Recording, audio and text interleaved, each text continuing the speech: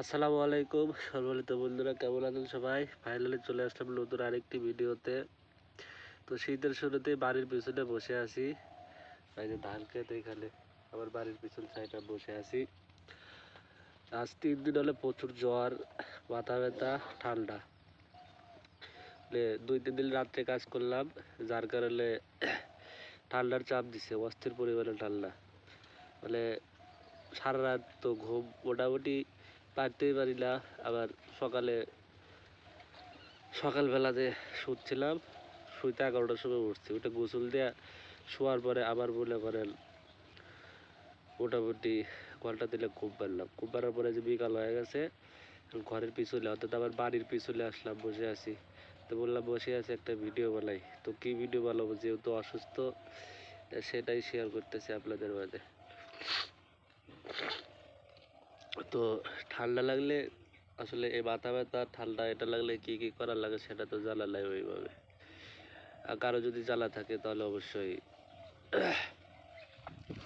কমেন্টে জানাবেন যে ভাই এটা এটা করতে পারেন প্রাকৃতিকভাবে, তাইলে ঠান্ডা কমে যাবে। মানে কোনোভাবেই কমতেছে না। আর একটা জিনিস হচ্ছে আমার শরীরের রোগ প্রতিরোধ ক্ষমতা মানে বর্তমানে প্রচুর কম। এর কারণ অবশ্য আমারই কিছু উঠতি বয়সটাতে আমি কিছু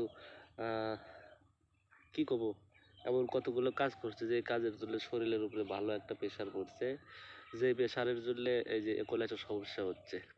আমি বুঝতেছি এটা আমার আসলে ওই কারণেই। এই দেখেন 31-এ পড়ছে বয়স, অথচ বললো হচ্ছে দাড়ি দুড়ি, এই দেখেন দাড়ি দুড়ি চুল টুল সব পাইকা গেছে। যদিও চুল কালার করছি এখন কালো দেখাচ্ছে, দাড়ি দুড়ি সব পাইকা গেছে। বলে হচ্ছে যে বয়স 40-45 এইরকম, কিন্তু আসলে মোটে বয়স হচ্ছে আপনার 31-এ পড়ছে, না 31 শেষ, এই 32-এ পড়ছে। আগস্টের 24 তারিখ থেকে 31 শেষ হয়ে গেছে।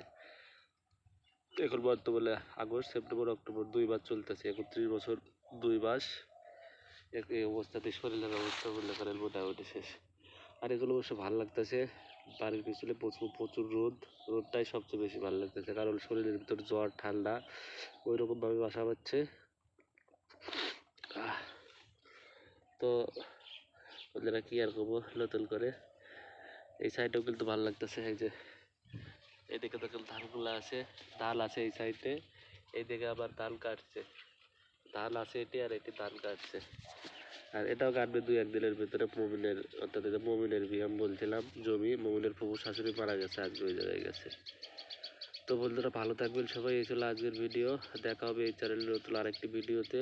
ততক্ষণে আপনি যদি আমার এই চ্যানেলটাতে নতুন হয়ে থাকেন, চ্যানেলটি সাবস্ক্রাইব করে রাখবেন। আল্লাহ হাফেজ।